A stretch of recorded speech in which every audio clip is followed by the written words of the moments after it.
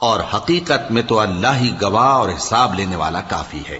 جو مال ماں باپ اور رشتہ دار چھوڑ مریں، تھوڑا ہو یا بہت، اس میں مردوں کا بھی حصہ ہے اور عورتوں کا بھی۔ یہ حصے اللہ کے مقرر کیے ہوئے ہیں۔ اور جب میراث کی تقسیم کے وقت غیر وارث رشتہ دار اور یتیم اور نادار لوگ آ جائیں تو ان کو بھی اس میں سے کچھ دے دو اور ان سے معقول بات کہو۔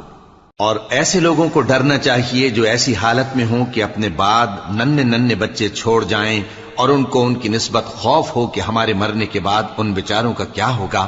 پس چاہیے کہ یہ لوگ اللہ سے ڈریں اور درست بات کہیں۔ جو لوگ یتیموں کا مال ناجائز طور پر کھاتے ہیں وہ اپنے پیٹ میں آگ بھرتے ہیں اور ضرور دوزخ میں ڈالے جائیں گے۔ اللہ تمہاری اولاد کے بارے میں تم کو ارشاد فرماتا ہے کہ ایک لڑکے کا حصہ 2 لڑکیوں کے حصے کے برابر ہے، اور اگر اولاد میت صرف لڑکیاں ہی ہوں، یعنی